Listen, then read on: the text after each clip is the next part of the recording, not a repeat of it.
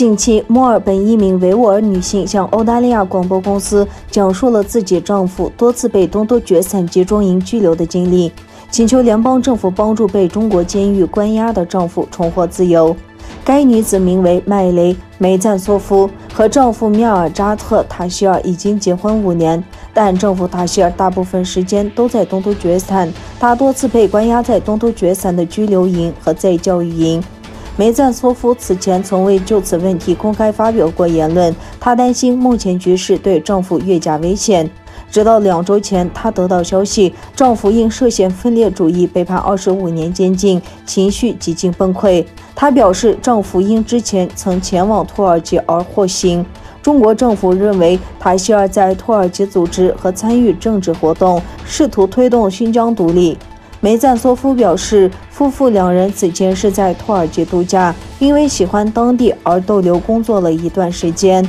梅赞索夫出生于一个澳大利亚维族家庭，丈夫塔希尔拥有澳大利亚永久居民身份。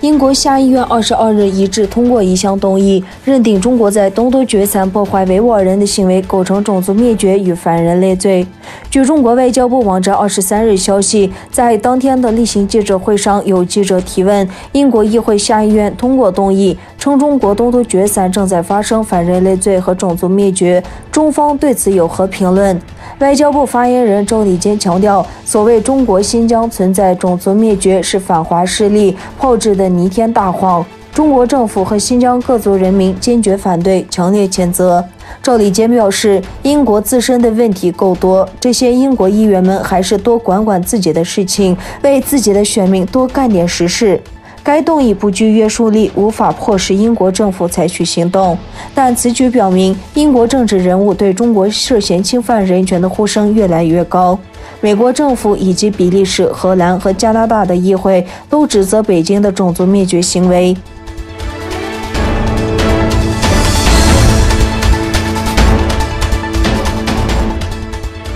中国军方涉嫌对日本发动网络攻击，日本执法部门正在对这一事展开调查。日本政府星期二说，日本警方正在对大约200家日本公司和研究机构遭受的网络攻击展开调查。发动这些攻击的是一个据悉与中国军方有联系的骇客组织。日本航天局也受到了网络攻击。日本内阁官方长官加藤胜信对记者说，日本警方已经将日本航天局遭到网络攻击的案件交给检察官做进一步调查。加藤胜信说，日本警方相信中国骇客集团执行中国军方的指令，在2016年到2017年对日本航天局发动了一系列的网络攻击。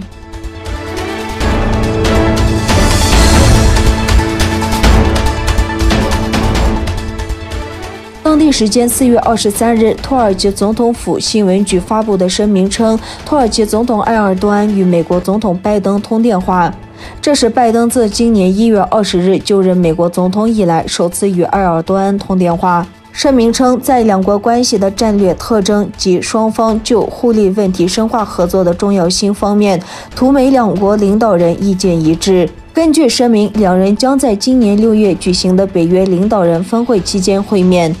美国白宫也发表声明称，拜登在通话中对于通过扩大合作领域、有效管理分歧以建立建设性的双边关系表达了兴趣。